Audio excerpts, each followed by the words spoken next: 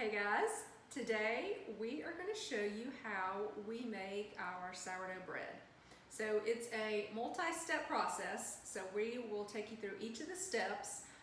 So we're going to start with step number 1, which is taking your starter out of the refrigerator. So we keep our starter in the refrigerator and bake bread about every 7 to 10 days. And there's 3 ingredients we're going to add to start the process. So we need to activate the starter that has been sitting dormant in the refrigerator.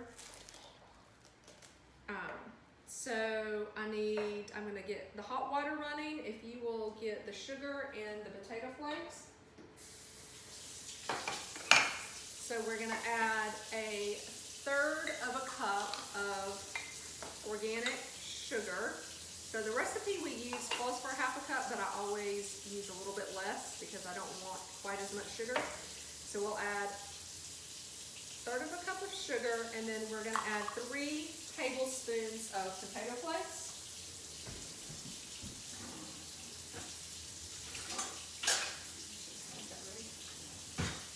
So we use just potato flakes that come in a box.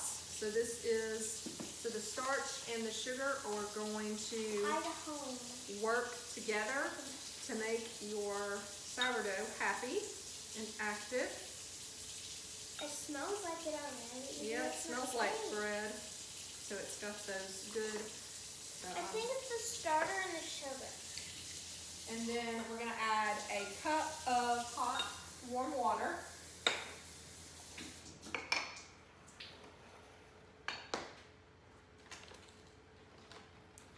Add that, and it's going to pretty much fill the jar. We used organic cane sugar. And then pure, you want to use and pure. a plastic stirring utensil and just get it all stirred up.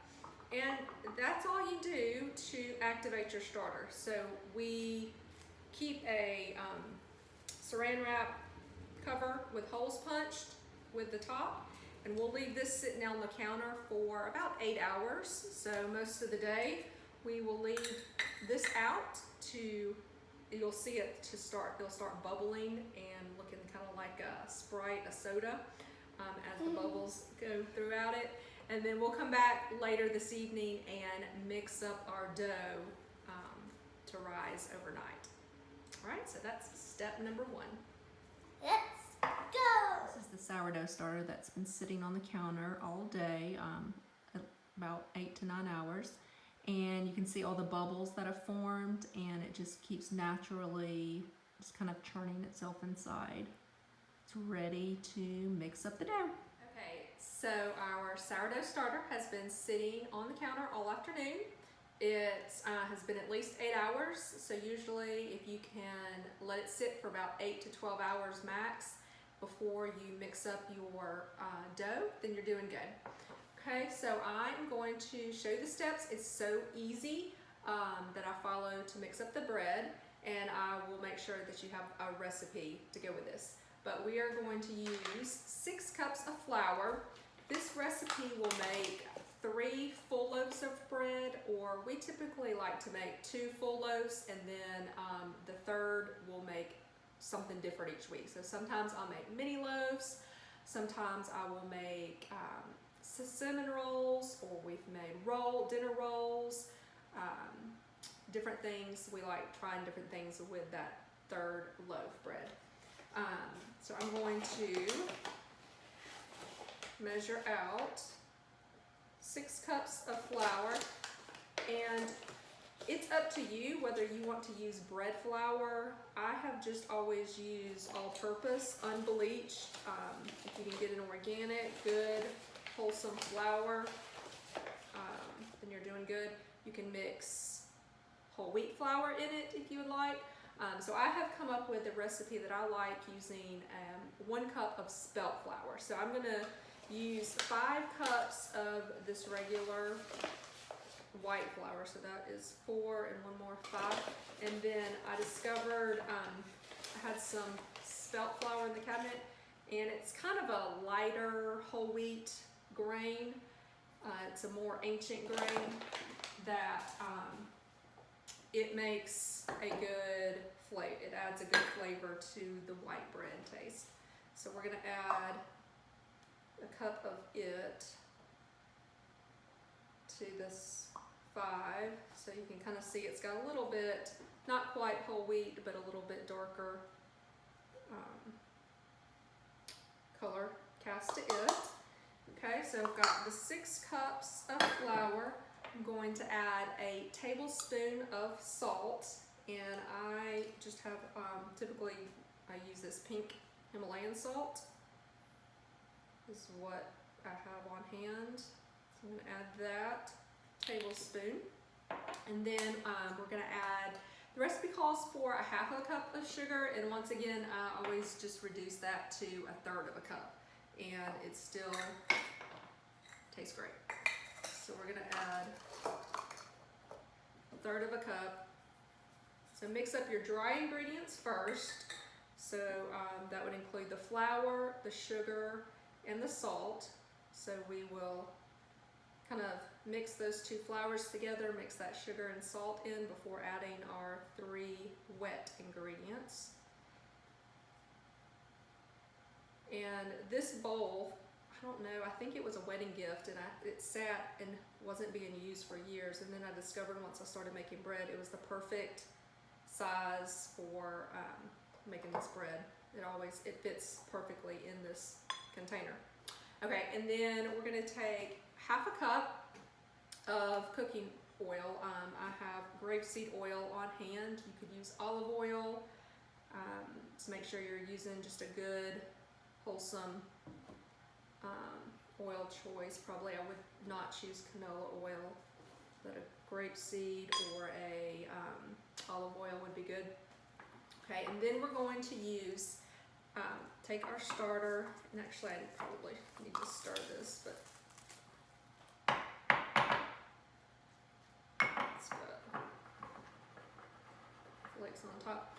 We're gonna take 1 full cup, yeah, there we go, it's getting mixed up better. 1 full cup of the sourdough starter. Mix that up really well. So you're getting it, add a little bit extra. Okay, so I've got that, and then I need 1.5 cups of hot water.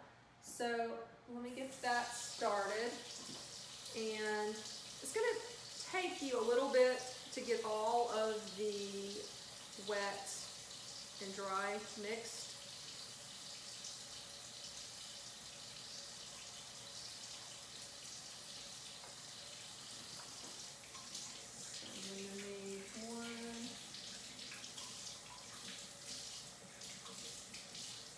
So you need warm water to continue to activate the yeast that is in the sourdough mix. So you're gonna, once this is mixed up, you're gonna cover it up and let it rise for another 8 to 12 hours.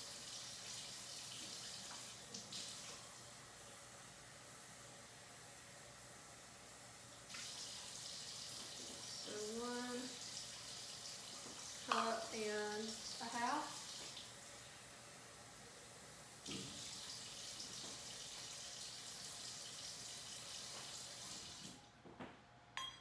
So I'm just using this spatula stirrer that I used earlier to stir the mix.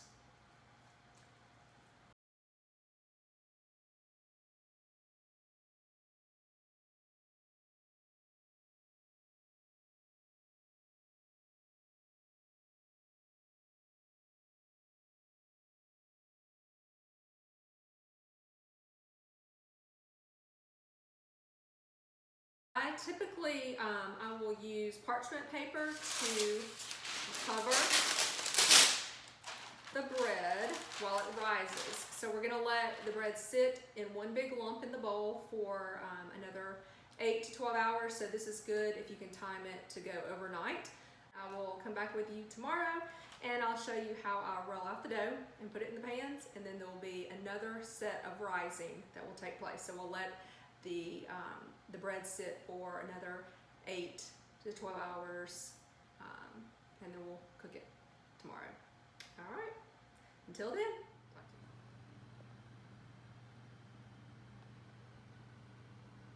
Okay, so our dough has been sitting overnight to rise, and as you can see, look at that fluff that has been added to the dough.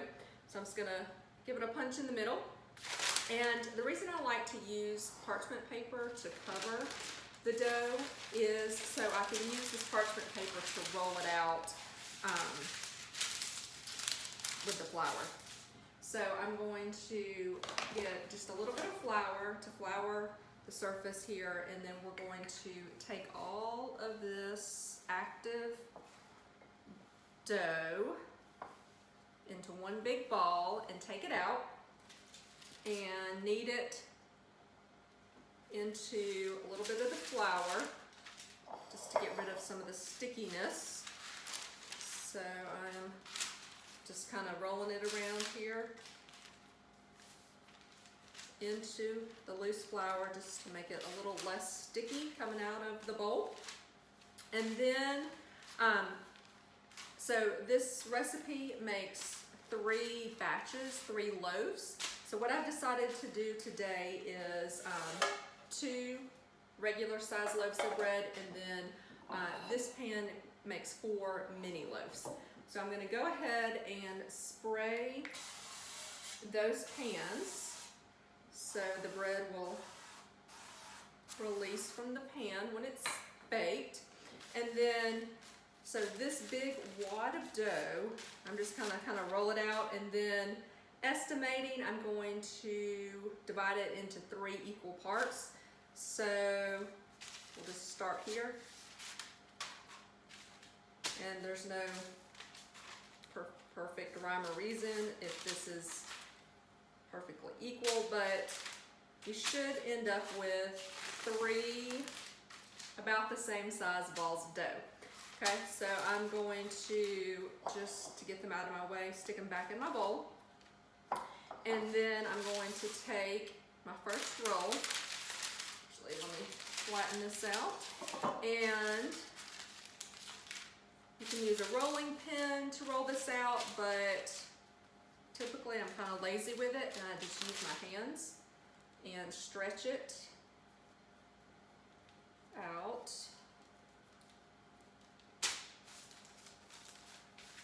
So you kind of want to make a rectangle shape with your dough, and this is going to be one of the large loaves, regular size loaves. Just adding a little bit of flour to it as I go.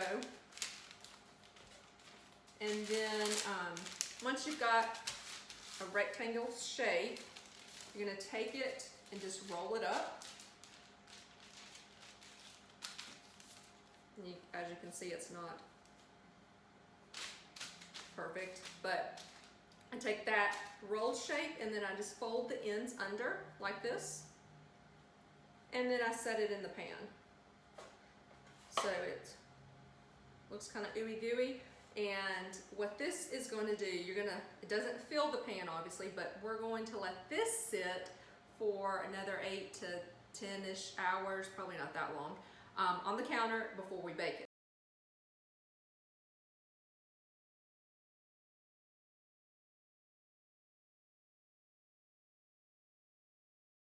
Now I'm going to do my mini loaves.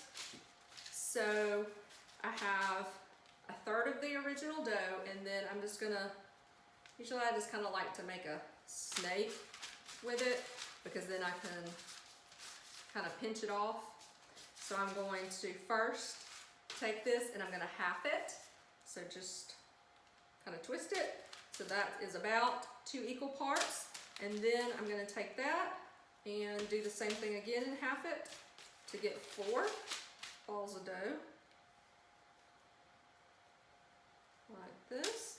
And if I were going to make rolls, I would take my roll and then take a knife and cut it. And you can make about 12 to 14 rolls out of 1/3 of the dough. So that's how I would do it, is just dividing it until I had equal parts to put in. If I were making rolls, I would use a muffin tin to bake that in.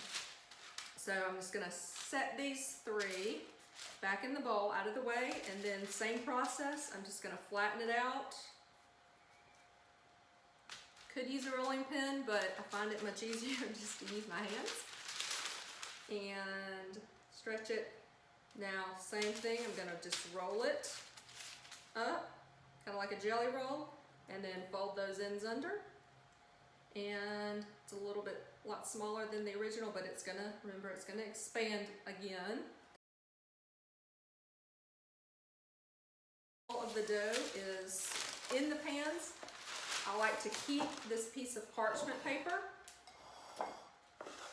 I will use it to cover the pans. So we're gonna let this sit on the counter all day today, and then by this evening, we'll be ready to bake our fresh sourdough bread. All right, we will catch you next for the baking of the bread. That is the fun part. Okay, it's been between 8 and 9 hours, and I've let the bread sit out on the counter all day to rise, and I just wanted to show it to you before I stuck it in the oven. So we have the small loaves, and you can see the large loaves, how it has risen above the edge of the pan there. So I've got the oven preheated to 350, and we're going to stick it in the oven and bake it for about 27 minutes. So we will have fresh bread ready for dinner tonight. Okay, so the bread has finished baking. We let it bake at 350 for about 27 minutes, and we've taken it out of the oven and letting it cool. Here is what it looks like finished, a little brown on top, and I have taken one out of the pan to show you the finished fluffy loaf. And my small bread. So I'm going to cut into it and show you what the inside looks like. So it's still a little bit warm, but it's light and fluffy. So if you want to take a look at the inside of that bread, it looks like this one baked up nicely. It's very soft to the texture, so this will make great sandwiches for the next week. All right, thanks for watching our series on how to make sourdough bread.